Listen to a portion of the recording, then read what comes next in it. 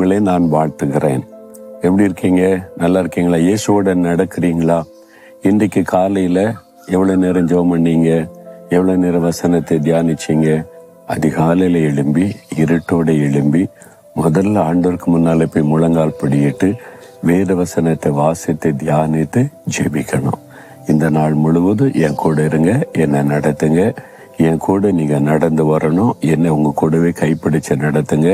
இன்னைக்கு எனக்கு என்ன சோதனை வரும், பிரச்சனை வரும், நெருக்க வரும் எனக்கு தெரியாது, உங்களுக்கு தெரியும், என்னை நடத்துங்கன்னு காலையிலே ஜெபிக்கணும்.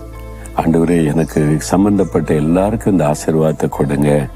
என் கூட வேலை பார்க்குறவங்க, என் கீழே பணி செய்கிறவங்க, எங்களோட தொடர்பு உள்ளவங்க, எங்கள் தெருவில் உள்ளவங்க எல்லாருக்காக பிரார்த்தனை பண்ணுங்க. அது இயேசுக்கு பெரிய. எங்கள் தேசத்தை ஆசீர்வதிங்க.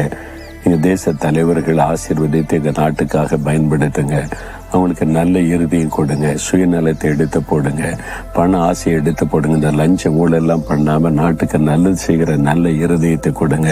அப்படி நம்ம ஜெபிச்சோன்னு வைங்களேன், ஆயிரக்கணக்காக லட்சக்கணக்காக ஜெபிச்சோன்னா மாற்றம் வரும்ல. ஜெபிக்கணும். சரி, இன்றைக்கு ஆண்டவர் என்ன சொல்றாரு தெரியுமா? மத்தேயு 6ஆம் அதிகாரம் 8வது வசனத்தில் இயேசு சொல்லுகிறார், உங்களுக்கு இன்னது தேவை என்று உங்கள் பரமபிதா அறிந்திருக்கிறார். நம்ம ஜெபம் பண்ணும்போது யாரை நோக்கி ஜெபிக்கிறோம்? பிதாவை நோக்கி. அவர் தான் சர்வலோகத்தின் ஆண்டவர். இயேசுவின் நாமத்தில் அவரை நோக்கி ஜெபிப்பது. என் நாமத்தினாலே பிதாவை வேண்டிக் கொள்ளுங்கள் சொல்றாரு. இயேசுவின் நாமத்தில் பிதாவே நாங்கள் ஜெபிக்கிறோன்னு சொல்லணும். அப்படி ஜெபிக்கும் போது அவருக்கு எல்லாமே தெரியும். நீங்க ஜெபிக்க ஆரம்பிக்க முன்னாலே நீங்க எதுக்காக ஜெபிக்க போறீங்க அப்படின்னு அவருக்கு தெரியும். இப்போ உங்களுக்கு என்ன தேவை அவருக்கு தெரியும். அவருக்கு தான் எல்லாம் தெரியும்ல. அப்ப நான் ஏன் ஜெபிக்கணும்? அப்படி பேசுற சில விதண்டாவாத ஞானிகள் இருக்கிறாங்க. அப்படிலாம் சொல்லக்கூடாது. முன்னால பின்னால பாத்தீங்கன்னா இயேசு ஜெபம் பண்ணும்போது நீங்க ஜெபிக்கணும், நீங்க கேட்கணும்னு சொல்றாரு. அப்ப அவருக்கு எல்லாம் தெரியும், ஆனாலும் நீங்க ஜெபிக்கணும். அதுதான் ஆண்டவர் எதிர்பார்க்கிறாரு. அவரு தெரியாத மாதிரி, ஆண்டவர் உமக்கு ஒன்றும் தெரியாது, நான் படுற கஷ்டம், அப்படிலாம் பேசக்கூடாது. ஆண்டவர் எல்லாம் உனக்கு தெரியும், நீங்க எல்லாத்தையும் பார்த்துக்கிட்டு இருக்கீங்க, எனக்கு என்ன தேவைன்னு உங்களுக்கு தெரியும், என்ன பிரச்சனைன்னு தெரியும், ஆனாலும் நான் ஒரு தகப்பட்ட வந்திருக்கிற மாதிரி உங்கள்கிட்ட வந்திருக்கிறேன், எனக்கு உதவி செய்யுங்க, எனக்கு அற்புதம் செய்யுங்க. அப்படி மனம் திறந்து பேசணும். அதுதான் அவர் எதிர்பார்க்கிறார்.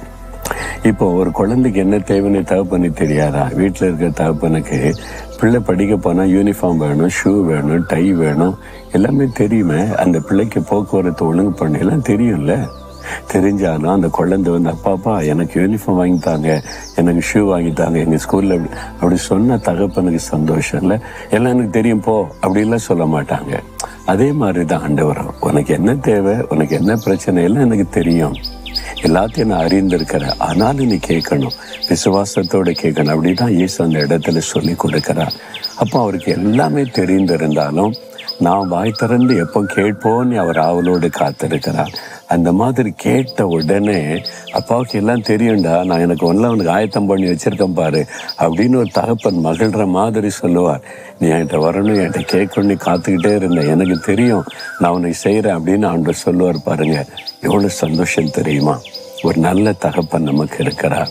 அவர் இங்கோ உட்காந்துக்கிட்டு நமக்கு தெரியாத இடத்துல உட்காந்துக்கிட்டு நம்மளை அங்கவா இங்கவான்னு சொல்லுகிற ஆண்டவர் அல்ல, பக்கத்தில் இருக்கிறார், உங்களை கவனித்து கொண்டே இருக்கிறார்.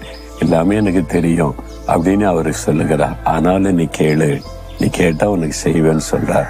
அப்ப ஆண்டவரை பார்த்து எல்லாமே உங்களுக்கு தெரியும் ஆண்டவரே, ஆனாலும் நான் இதை தகப்பட்டு கேட்கிற மாதிரி கேட்கிறேன், நீங்க கேட்க சொல்லி இருக்கிறீங்க, விசுவாசத்தோடு கேட்கிறேன் அப்படி சொல்லுங்க, உடனே அற்புதம் நடக்கும்.